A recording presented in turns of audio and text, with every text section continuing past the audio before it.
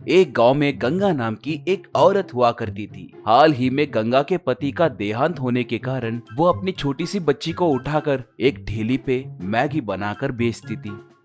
वो मैगी के साथ तरह तरह के प्रयोग करती थी। आलू Maggi, egg Maggi, chicken Maggi, fish Maggi, ऐसे तरह तरह के मैगी बनाकर बेचती थी। इस वजह से बहुत कम समय में ही उसकी मैगी मशहूर हुई। लोग उसके ठेली के पास उमड़ कर आने लगे।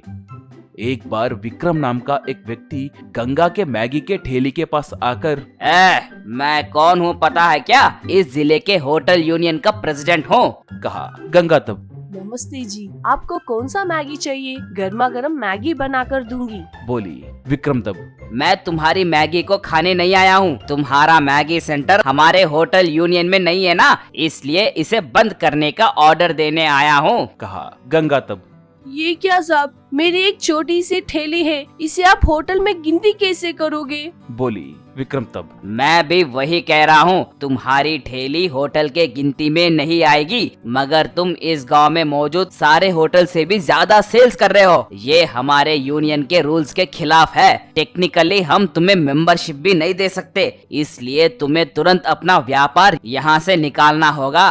कहा। गंगा तब, साहब, इस गांव के होटल वाले इससे पहले ही मुझे चेतावनी देकर गए थे। आप उनके पास से पैसे लेकर ऐसे बोल रहे हैं कहकर मुझे पता है व्यापार में मुकाबला करना है, मगर कायर जैसे व्यापार को बर्बाद करना ठीक नहीं है साहब।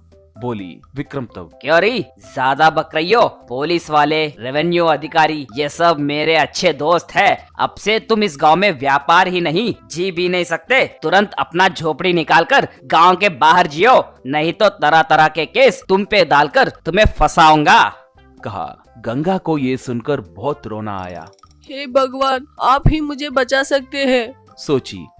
ऐसे गंगा उस गांव के बाहर एक पहाड़ के पीछे अपना झोपड़ी बनाई, एक पेड़ को झूला बांधकर अपने बेटी को सुलाने लगी। अब गंगा को क्या करना है कुछ समझ में नहीं आ रहा था। वो काम ढूंढने के लिए आगे बढ़ी।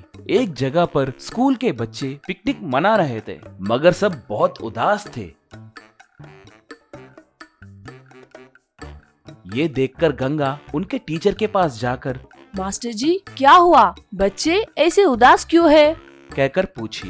मास्टर तब, सब मेरे कर्म है माँ, मैं इन्हें पिकनिक को लाया हूँ। सुबह से ये बच्चे यहाँ अच्छे से खेल रहे थे। दोपहर को खाना लाने वाला ट्रक उलट गया था और सारा खाना नीचे गिर गया। अब इन्हें बहुत भूख लग रही है, इसलिए मैं पिकनिक को रोककर इन्हें गांव के अंदर ले जाने की सोच रहा हूँ। इस वजह से ये सब मुझसे रूठ कर बैठे हैं।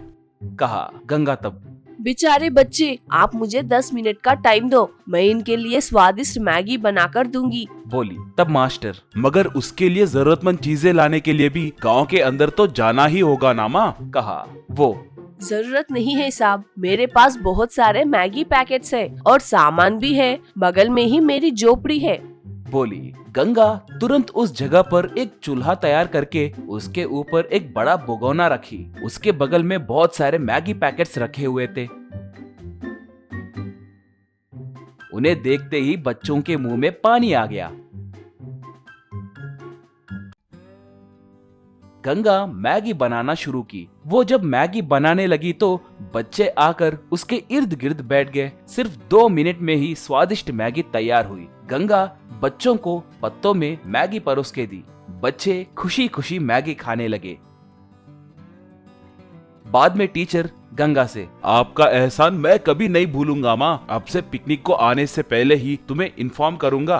बच्चों को तुम्हारा मैगी बहुत पसंद आया है, इसलिए आसपास के सारे स्कूल वालों को मैं तुम्हारे बारे में बोलूंगा। ये लो माँ पैसे। कहकर उसे पैसे दिया। गंगा उसे नमस्कार की। ऐसे गंगा स्कूल पिकनिक में मैगी बनाने लगी।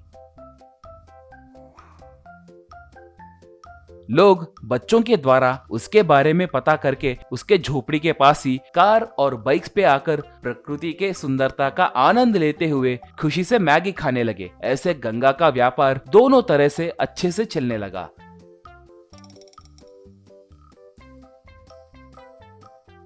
वो और ज्यादा पैसे कमाने लगी। विक्रम ये देखकर अपना सर पीटने लगा।